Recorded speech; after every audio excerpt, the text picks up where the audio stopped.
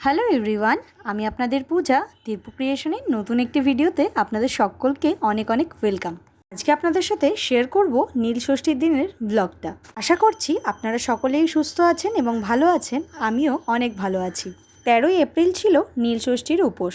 তো সেই দিনকেই সকাল সকাল বাড়ির সমস্ত কাজ করে আমরা বেরিয়ে পড়েছিলাম ভূতনাথে যাব বলে। গঙ্গায় স্নান করে মহাদেবের মাথায় জল ঢালবো। আমি, আমার বরমশাই, মাম্মাম এবং আমাদের বাড়িতে ভাড়া থাকেন এক কাকিমা। তো সেই কাকিমা মিলে আমরা উবের করে নিয়েছিলাম ভূতনাথে যাওয়ার উদ্দেশ্যে। আমরা কিন্তু বেরিয়েছিলাম ওই 12টার দিকে। আর আজকে যা বীভৎস রোদ্দুর এবং গরম ছিল সেটা কি আর বলবো। এটা নিয়ে নীল ষষ্ঠীর উপোস কিন্তু আমার সেকেন্ড ইয়ার। আমি আগের বছরেই কিন্তু প্রথম নীলের উপোস করি, এটা নিয়ে দ্বিতীয় বছর। আমাদের বাড়ির থেকে ভূতনাথ মন্দির কিন্তু খুব একটা দূরে নয়। উবের করে ওই 15 থেকে 20 মিনিট লাগে যেতে। আমরা কিন্তু গিয়ে আগে গঙ্গা স্নান করে নেব, তারপরেই কিন্তু মহাদেবের মাথায় জল ঢালবো। এর আগেও ভূতনাথে আমি 2-3 বার গিয়েছি, তবে এভাবে গঙ্গা স্নান করে মহাদেবের মাথায় জল ঢালাটা কিন্তু এই প্রথম। তোমরা কারা কারা ভূতনাথ মন্দিরে গিয়েছো কমেন্ট করে জানি। যারা যাওনি তাদের জন্য লোকেশনটা একটু বলে রাখি। আহিরটোলা লঞ্চঘাটেই কিন্তু রয়েছে ভূতনাথ বাবার মন্দির। আমরা কিন্তু গাড়ির থেকে নেমে পড়েছি। আর কি সুন্দর করে সাজিয়েছে দেখতে পাচ্ছেন তো ভূতনাথ বাবার মন্দিরে ঢোকার ঠিক আগে। এই হচ্ছে ভূতনাথ বাবার মন্দির। আপনারা যখনই আসুন না কেন, গঙ্গা স্নান করুন কিংবা না করুন, আপনারা কিন্তু মন্দিরের বাইরে প্রচুর দোকান পেয়ে যাবেন, যেখান থেকে আপনারা পুজোর জিনিসপত্র কিনতে পারবেন। এই হচ্ছে গঙ্গার ঘাট। এই ঘাটেই কিন্তু আমরা স্নান করব। ওই যে দেখুন লাল শাড়ি পরে আমি কিন্তু নেমে পড়েছি স্নান করার জন্য। ওই দিন যখন স্নান করছিলাম আমার ঠিক পাশ থেকেই একটা সাপ চলে যাচ্ছিল, সবাই সরে আসতে বলছিল। তো আমি তো ভীষণ ভয় পেয়ে গিয়েছিলাম। তারপরে সবাই বলল ভয় পেও না, মহাদেবের দেখা পেয়েছো, প্রণাম করে স্নান করে পুজো দিতে চলে যাও। ভগবান যে কখন কাকে কী রূপে দর্শন দেবেন তা কিন্তু আমরা আগের থেকে বলতে পারি না। আর কমেন্টে কিন্তু একবার হর হর মহাদেব বলতে একদম ভুলে যাবেন না। পরে স্নান কমপ্লিট করে গঙ্গায় আমরা তেল সিঁদুর দিয়ে উঠে আসছিলাম। সিঁদুর পরে এই যে আমরা বাটা নেওয়ার জন্য একটি দোকানে চলে এসেছি। এখানেই জল নেব মহাদেবের মাথায় ঢালার জন্য। আপনারা কিন্তু এখানে প্রচুর এরকম দোকান পেয়ে যাবেন, যেখান থেকে আপনারা পুজোর সমস্ত সামগ্রী কিন্তু পেয়ে যাবেন। এই দেখুন আমিও কিন্তু নিয়ে নিয়েছি। এবার চলুন পুজোটা সেরে নিই এবং আপনাদেরকেও মহাদেবের দর্শন করিয়ে আনি। এর আগে কিন্তু আমি 3 বার ভূতনাথ মন্দিরে এসেছি, কখনোই কিন্তু ভূতনাথের আসল রূপ বা আসল লিঙ্গটি আমি কখনোই দেখতে পাইনি, কারণ তার উপরে সবসময় একটা মহাদেবের মুখোশ বা মাস্ক টাইপের দেওয়া থাকে। আজ কিন্তু তা ছিল না। আজ আমি এই প্রথম ভূতনাথের আসল রূপটি দর্শন করলাম। চলুন আপনাদেরকেও দর্শন করিয়ে দেব। নীলের উপর শিবরাত্রি কিংবা শ্রাবণ মাসে কিন্তু প্রচুর ভিড় হয়। আজ কিন্তু ভিড় আপনারা দেখতে পাচ্ছেন না, এই কারণেই, কারণ বীভৎস গরম ছিল। দুপুরবেলাটা কিন্তু এই জন্য ফাঁকা ছিল। এই দেখুন এটাই হচ্ছে ভূতনাথের আসল রূপ। সবাই কিন্তু হর হর মহাদেব বলতে একদম ভুলবেন না। তারপরে পুজো দিয়ে বেরিয়ে এসে কিন্তু আমি একটু মহাদেবের আরতি করে নিচ্ছিলাম কর্পূর দিয়ে। আপনারা কিন্তু যেই দোকান থেকে পুজোর সামগ্রী কিনবেন সেখানেই কিন্তু পুজোর শেষে এরকম কর্পূরদানি আর কর্পূর পেয়ে যাবেন।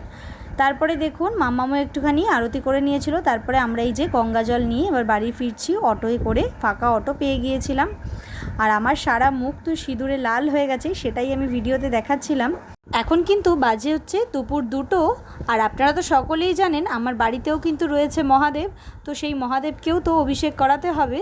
এই যে বাড়িতে এসেই কিন্তু চলে এসেছি ঠাকুর ঘরে। আমার ঘরে যে মহাদেব রয়েছে তাকেও তো অভিষেক করাতে হবে। তো সেই কারণে এই যে সমস্ত জিনিসপত্র রয়েছে, এখানে পঞ্চামৃত বানিয়ে নিয়েছি দুধ, দই, ঘি, মধু এবং শর্করা দিয়ে। এটা দিয়েই কিন্তু আমি মহাদেবের অভিষেক করিয়ে নিচ্ছি। এই যে আমার কিন্তু এখানে মহাদেবকে অভিষেক করানো হয়ে গেছে। এবার মহাদেবকে পরিষ্কার পরিচ্ছন্ন করে আসনে বসিয়ে নেব। এই যে এখানে মহাদেবকে আম, তারপরে বেল, এই সমস্ত কিছু দিয়ে সাজিয়ে নিয়েছি। আজকে কিন্তু আমার মহাদেবকে দেখতে ভীষণ সুন্দর লাগছে। আর এই ঘরের পুজো কমপ্লিট করেই কিন্তু আমি যাব আমার বাড়ির পাশেই যে শিব মন্দিরটি রয়েছে সেখানে পুজো দিতে। প্রত্যেক বছর আমি সেখানেই দিই।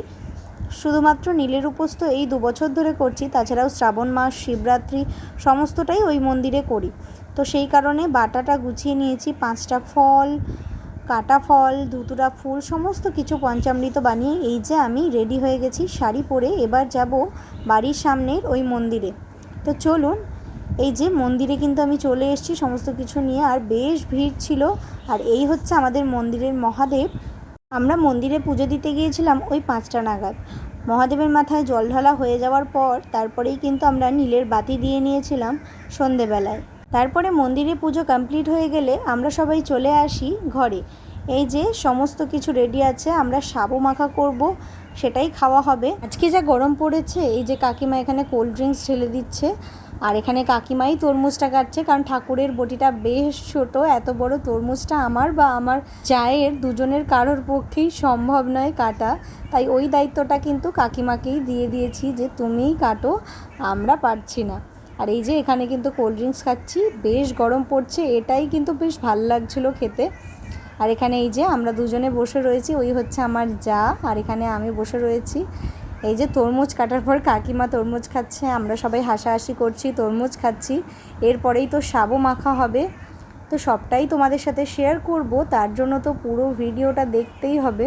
আমরা কিন্তু মহাদেবের উপোস করি, কেউ যার নিজের ঘরে বসে সাবু মাখা খাই না, সবাই এক জায়গায় করে এক জায়গাতেই বসে খাই। এটাতে কিন্তু বেশ মজা হয় ও আনন্দ লাগে, উপোসটাকে উপোস বলে মনেই হয় না, বেশ তাড়াতাড়ি যেন সময়টা কেটে যায়। তারপরে তরমুজ খাওয়া কমপ্লিট করে এখানে আমি বসে পড়েছিলাম নারকেল কোড়াতে। নারকেল কোড়ানোর দায়িত্বটা কিন্তু সব সময়ের জন্য আমার ভাগেই পড়ে। যাই হোক, তারপরে এখানে কাকিমা সাবু মেখে নিয়েছিল, সেটাই বাটিতে করে করে সকলের জন্য সার্ভ করা হচ্ছিল। একটু মিষ্টিটা কম হয়েছিল, তাই আমি একটু চিনি দিয়ে দিচ্ছিলাম। আর এখানে এই যে আমার মাম্মাম রয়েছে, মাম্মামকেও দিতে হবে। আমরা সবাই সাবুটা ভাগ করে দিচ্ছিলাম, আমার বর খাবে। আমাদের বাড়িতে না সবাই সাবু খেতে ভীষণ ভালোবাসে। এই যে মাম্মামকে এখানে সাবু দিয়েছি, মাম্মাম কিন্তু টেস্ট করে বলবে সাবু মাখাটা কেমন হয়েছে। ওর রিয়াকশানটা দেখেছেন কি সুন্দর। তারপরে এখানে আমরাও কিন্তু সাবু মাখা খেয়ে নিচ্ছিলাম। সবাই মিলে একসাথে বসে খাওয়ার কিন্তু মজাটাই আলাদা। 10 রকমের গল্প, 10 রকমের গসিপ, যত রকমের আলোচনা সব কিন্তু এই টাইমে হয়। তারপরেই কিন্তু সাবু মাখা খেয়ে আমরা বেরিয়ে পড়েছিলাম ঠাকুর কিনতে, আমি আর আমার বর। কারণ আমাদের বাড়িতে তো পয়লা বৈশাখে লক্ষ্মী গণেশের পুজো হয়, তো সেই কারণেই ঠাকুর আনতে গিয়েছিলাম। যাই হোক, আজকের মতো ভিডিওটা এখানেই শেষ করলাম। আবারও আসবো আপনাদের সামনে পয়লা বৈশাখের ব্লগটি নিয়ে, তার জন্য তো আপনাদেরকে অপেক্ষা করে থাকতেই হবে, দুদিন হয়তো দেরি হতে পারে।